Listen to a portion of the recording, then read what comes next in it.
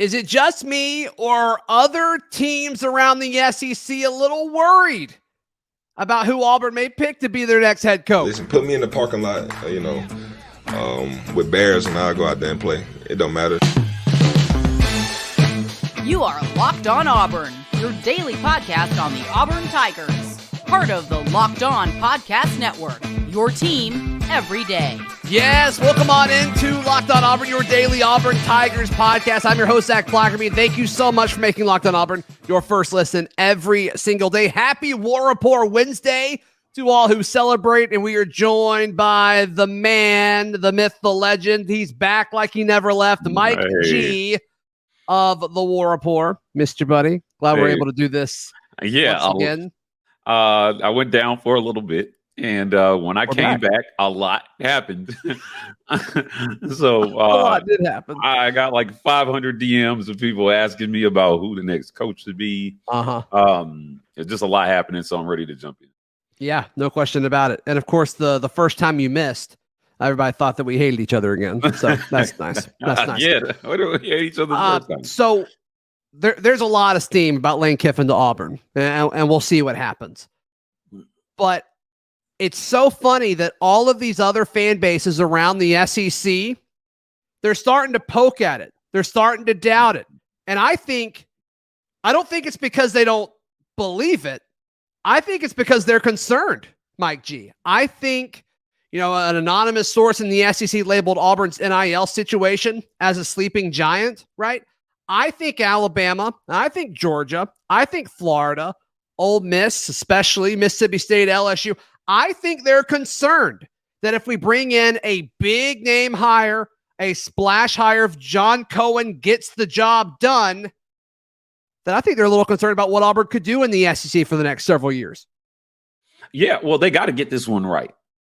They have to get this one right. Absolutely. So, I think John Cohen wants to make, any AD wants to make the right hire, but they have to get this one right from a recruiting standpoint.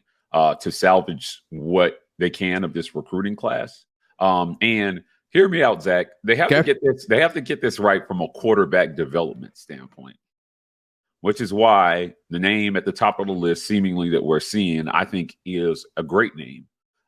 Because the past 10 years have not been kind in terms of quarterback development. You've got some raw talent in your roster. You've got some guys coming in who seemingly are sticking with Auburn through all this nonsense.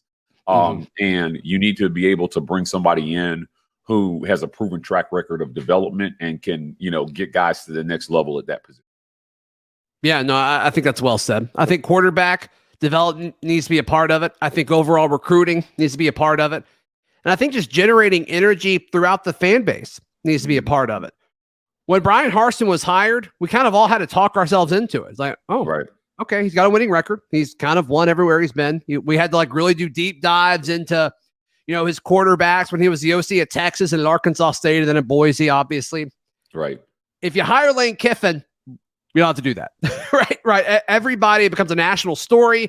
It probably becomes a story that transcends college football a little bit. It probably makes it outside of that and, Sports Center, and it becomes a national talking point for a little bit. Like, oh my goodness, Auburn, one of the top 15 jobs in college football, has been filled by a guy that's probably a top 5 to top 10 coach in college football right now. And I think that's part of it. And I think that's kind of the energy that this needs. And also, as On to Victory starts to pick up, and NIL Auburn, or Auburn's NIL collective, becomes a bigger and bigger piece of what Auburn wants to do, I can just picture, Lane Kiffin, even if it's Hugh Freeze, a Dan Lanning, a Deion Sanders, it doesn't matter who it is. I do think still it is Lane Kiffin. I've been pretty consistent on that. I think it will be Lane Kiffin when it's all said and done. But if it's Lane Kiffin, can you imagine the dollars that flow into On to Victory? It will be ridiculous. Yeah. I mean, listen, you're talking about a big personality in Lane Kiffin. You're also talking about a guy who is definitely going to run his program his way. He's somebody who understands the politics of major college football as well, too. So he should get that part right as well. And the only thing I'm anxious about, Zach, is the number. is the number. Now, Auburn. What do you mean by number? His salary? Yeah, like, listen. Why are you concerned about that? Well, listen, Auburn, like, Harsin is the shortest tenured Auburn coach in like 30 years. Right. I mean, his predecessors stuck around for a while. Even Chizik got 4 years, right? So I'm thinking to myself, I'm like, this is why that number is going to have, you're making a splash higher, the number is going to be big. So you have to get this right, because look what Texas A&M is going through right now with Jimbo Fisher. Sure. Right? They dumped $95 million on him, and they're going to miss a bowl game after bringing in the number one recruiting class of like all time. So I really believe that, I hope they don't overpay. They were going to have to come out of pocket a little bit more than the $5 million, certainly, that they were paying. But Mike, I don't think it's real money. Like, who cares? It's not our money, right? Yeah. I mean, Auburn's going to be okay if they have to spend $10 to $12 million a year on this guy. 10 to 12? Oh man, that's the rumor. That's the rumor right now. Wow. Well, I'll tell you what. If we do have to spend that money on Lane Kiffin, I feel good about that hire. I feel good about the direction of the offense. It seems like traditionally that has been where the struggles have been for Auburn. And I think that from a recruiting standpoint, if you're a recruit, you're excited. They just unveiled, you guys, I don't know if you got a chance to go on the tour of the new unbelievable football only facility, but Palace. Oh my goodness. Like the money that is poured into this program to help take the program to the next level from a football standpoint. And we'll just see how it goes. But I was a doubter about whether this would happen with Kiffin. And Cohen seems to be moving and shaking here really quickly. Yeah. So we'll see how it goes. This will be the second coach in like 25 years we've taken from Ole Miss, right? Which is funny, right? Because Ole Miss, for some reason, thinks it's a better gig. And I don't know. Yeah, I don't get it. What they're standing on with that. They have less money. They have less fans. They win less. Like, it's weird. It's a very weird argument that they're making. So we'll see. We'll see. But I think all of this hype around Lane Kiffin and the potential staff that he could put together, just looking on the interwebs, right? I think Alabama is a little concerned, right? Especially because they're not coming from a place of confidence as they typically do. And I think the writing's on the wall to some extent. That's like, I don't know how much longer Saban has, but like he's in the fourth quarter, right? Right. And I don't know, the timing could really, really help Auburn with this hire if it's all said and done. That's an interesting comment about this move making Bama a little nervous. Now, I have been on the Bryce Young train in terms of him carrying that Bama offense for the last 2 years. Sure. And certainly I think some of the attrition is starting to get exposed on that end, right? Like nobody stays on top forever. I mean, they've had an unprecedented run. Don't get me wrong. It's been incredible watching what they've done over the last, since 2007. But this is, with the resources that he will have at Auburn, I'm with you on this one. I do believe this is something that should make them a little nervous. And from year one. Yeah. And from year one, quickly. Yeah, because of the transfer portal. And Lane Kiffin is the portal king. So we'll see. And still, even if it's not Lane Kiffin, if it's a splash hire, I think other teams throughout the conference are concerned. There's something else that other teams throughout the conference are doing that I think is kind of laughable. Mike G, I think you'll agree. We'll touch on that in just a moment right here on Locked On Auburn. Today's show is brought to you by our friends at LinkedIn. Man, I think Auburn fans can tell you that every day a new potential hire feels like a high-stakes wager for what's going on. I don't think there's any question about it. But for the small business folks, we're not talking about coaching searches here. We're talking about the small business folks. You got to check out LinkedIn Jobs. LinkedIn Jobs helps you find the right people for your team faster, and it's for free right now. So be sure to check that out. And look, you can set screening questions. You can make sure your post gets in front of certain people if you want them to have a certain type of qualification. And LinkedIn will tell you, hey, these are your best candidates. You don't have to look through all 100. Here are the best 3 or 4. So LinkedIn Jobs helps you find the qualified candidates you want to talk to faster. Post your job for free. LinkedIn.com/LockedOnCollege. That's LinkedIn.com/LockedOnCollege. Post your job for free. Terms and conditions apply. Mike G of the War Rapport on this War Rapport Wednesday. Another thing I'm seeing throughout the SEC, a little bit outside of it, but mainly in the SEC, is poking fun at Auburn because of what happened Saturday night. They saw this incredible environment, this incredible moment for Carnell Williams and the Auburn fan base, and this electric environment that was Jordan-Hare Stadium for 2, 3, and 6 teams. And you're seeing other fan bases poke at Auburn and say, oh my gosh, y'all are celebrating beating a 3-6, now 3-7 team. Texas A&M is a terrible offense. Why would you celebrate that? And to me, it's hilarious because they totally missed the point. They totally missed the point of, no. This wasn't about beating 3-6 Texas A&M, now 3-7 Texas A&M. This, Mike G, was about the Auburn fan base and the Auburn coaching staff and the Auburn players and the Auburn boosters and the powers that be all being unified for the first time in several years, and creating a product that was really, really respectable, creating a product that recruits wanted to come to Jordan-Hare Stadium to watch 2, 3, and 6 teams play each other instead of what was happening in Oxford and with 2 top 10 teams. They're totally missing the point on all of this. Do you agree? I agree completely. Listen, I think a lot of people fall into that trap of thinking that if you're not playing for championships, you're not playing for anything. Yeah. Right. And there were a lot of recruits at the game. The amount of tweets that I saw from recruits who were field level, Zach, after that win, that had a major impact on potential recruiting. And so to show for the Auburn fan base to show recruits, we're going to show up for you no matter what. Right. We're going to come out no matter what, was big. Now, in terms of the legacy, all the guys that I filmed when I was in college, they all came back to support Caddy. Right. And that was huge as well, too, in terms of showing the brotherhood and the camaraderie that is Auburn football. They came back and the energy, it felt like the energy carried Auburn to that win last night. So it wasn't about running the perfect offense, or it was, and listen, that game eliminated Texas A&M from bowl eligibility, and believe it or not, kept Auburn alive for bowl eligibility. Now, so you're telling me there's a chance? I'm not saying there's no chance after last year's Iron Bowl. So I just think it was huge, and a lot of other fan bases seem to be chiming in a lot, Zach, on this particular issue. There are people who, feel one way about, what they feel, Mike G? They feel jealous. It's jealousy. Right. The fact that Auburn fans can find joy in their current circumstances when they've had like the worst 2-year stint of a head coach in a very long time, and they're still able to find wins within themselves.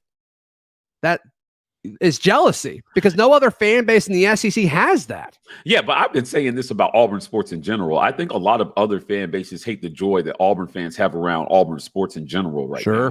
Right. So it's not just football. If the football season tanks, basketball, gymnastics, baseball, college World Series, man, they've got a lot of great things going at Auburn right now. Right. And so this was the one thing that a lot of other fan bases could beat Auburn up about. And the Auburn fans were like, you can't take my joy. We're gonna enjoy this one as well. Now, Zach, we're bugging. I'm gonna bug here for a second. We're bugging hard. I'm gonna bug here for a second. But how sweet would it be for Coach Caddy to win his last 2 games, to get Auburn bowl eligible and pull out a win in Tuscaloosa? Be crazy. It would be nuts. They would have to win a low scoring, drag it out Iron Bowl. It'd have to look like last year's, right? Yeah, it would definitely have to look like last year's. I'm not going to lie. The chances of that are probably like less than 5%, but what a story that would be, I think. So that's something I'm going to be interested to watch. Western Kentucky, I don't think is a walk in the park for this team, given how they're playing offensively. But anything can happen in an Iron Bowl. I'll be all eyes. The eyes of the nation will be on that one. Yeah, and I want to talk about that in a second, Mike G, exactly what that would look like. But as far as the energy around the fan base right now, it is kind of remarkable. I'm curious to see if there's any emotional fallout against Western Kentucky. Like, I think that is a concern. I was talking to somebody close to the program. I mean, it sounds like a lot of players went pretty hard in the paint after the game Saturday night, and a few folks were late, and some of the team leaders had to call them out Sunday morning.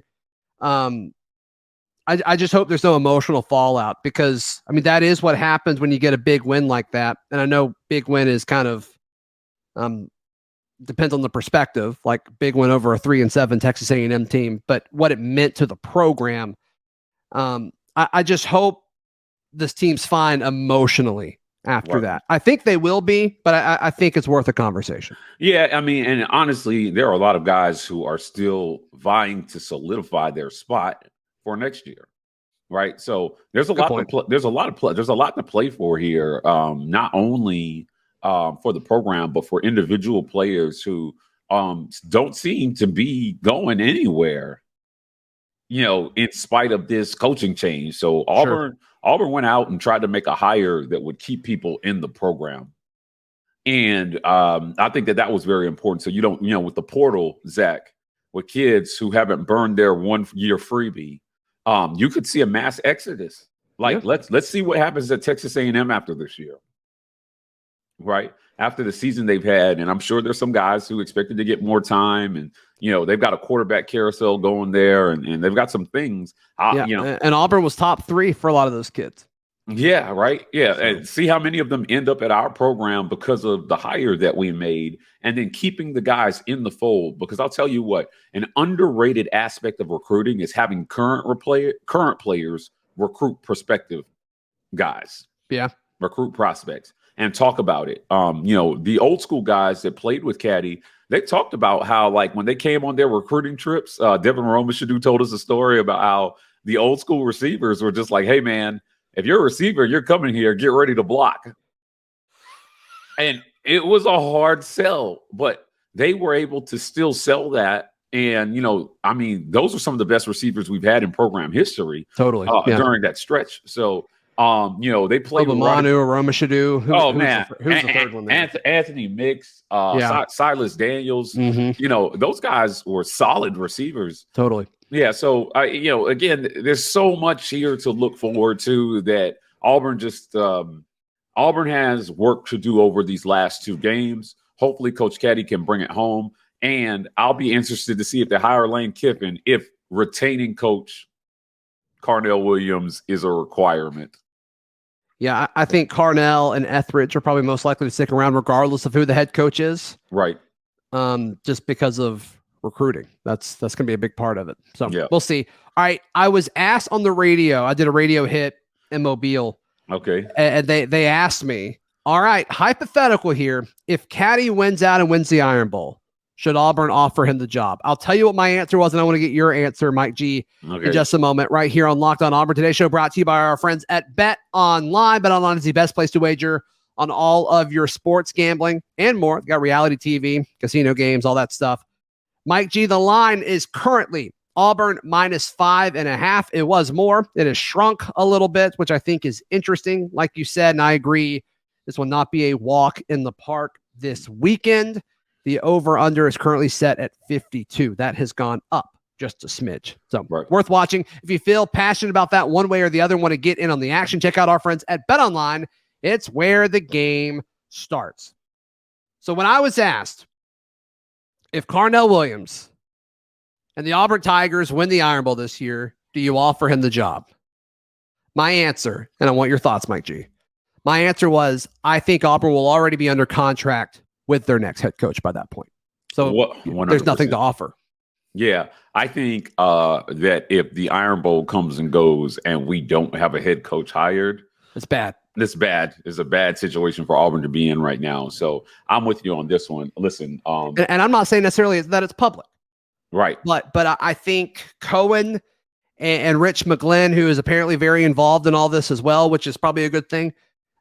If they don't have either a very strong verbal, no, I don't want a verbal. I want a wet signature on a dotted line, and I want it done. And then you can go public whenever you want, whether it's after the Egg Bowl or after the Iron Bowl or whatever. Yeah, I think that's important. Yeah, finishing the Iron Bowl without a coach hire to me would be a disaster. So again, you have a limited impact that you can make in recruiting right now because of the early signing period. So you got to get somebody hired, or you're going to tank this recruiting class. Me personally, I think, or you're going to have to do a lot of work in the portal, Zach. Now that the portal was not kind to Brian Harsin and his staff, I think it'll be a little bit more kind to Mr. Lane Kiffin if he's the guy. But listen, you got to appreciate what Caddy's done for this program. 100%. Now the energy, we put him in a tough situation. We put him in a really tough situation, taking over a program that was kind of reeling, from a win-loss standpoint. And, they fired their coach. I think it was a Monday. And, you're asked to step in and inject some energy into the program. Sure. But, if he wins out, do you offer him the job? The answer is no.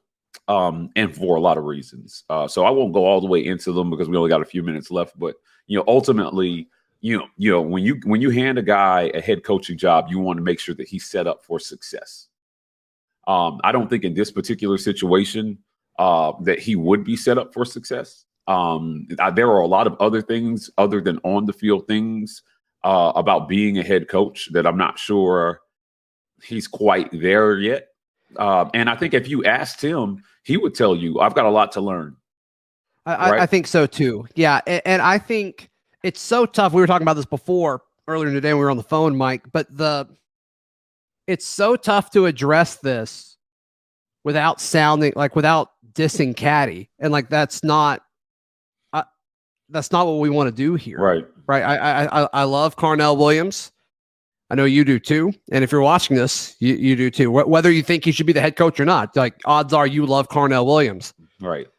But the truth of the matter is, it doesn't sound like he's too involved with the game plan. Right. It doesn't sound like he's too involved with how to run a practice. And that's fine, because that's not what he was hired to do. I mean, he's been asked, he's been put in this very interesting situation. And I think as far as, being a 5-hour energy or a shot in the arm to finish the season, that's a good way of putting it. I think that's exactly what he's done. And I think he was perfect for that. But if you ask me, could he go another 8 weeks with this? I don't know. I don't know the answer to that. But emotion can get you through 4 weeks. Yeah, for 4 weeks, given everything that is happening in the program right now, the set of circumstances right now, it's a different story when you're going into the season and you've had a whole offseason to prepare, and the weight of expectation coming into every season. Even when they're low, they're high. Right. Right. And, my question would be, is Caddy somebody right now who Auburn would let run the program his way? And I think the answer to that question is no, which is why I don't think you offer him the job. Again, in any industry, when you give somebody a job, you want to make sure they're set up for success. And in this particular situation, I don't feel like he would be. But I do think he brings a lot to your program. I think he is an absolute keep. I don't see a scenario where they don't keep him, especially if he wins out through the Iron Bowl. Firing him would be probably the most unpopular decision in Auburn history. So you keep him 100%. You got to keep him. You got to keep him. Yeah, I got to keep him on staff. So that's my feelings on that. Mike G, what's going on these days at the War Rapport? Oh man, lots. So if you missed me, I just want to say to our listeners, Zach, that I appreciate all the well wishes that everybody's been sending out. I've been out for over a month, just trying to get my health together. So it's starting to trend up, I hear, as evidenced by my appearance today. But we got lots going on at the War Rapport. We're going to be covering a new coaching hire. And our second in 2 years. So there's going to be a lot of interesting content coming out. We're going to be bringing you guys interviews with the new AD and some of the new players in the program. So watch out for that content. Perfect. Yep. All that at the War Rapport. You can find all my written work at auburndaily.com. And we'll see you tomorrow right here on Locked On Auburn.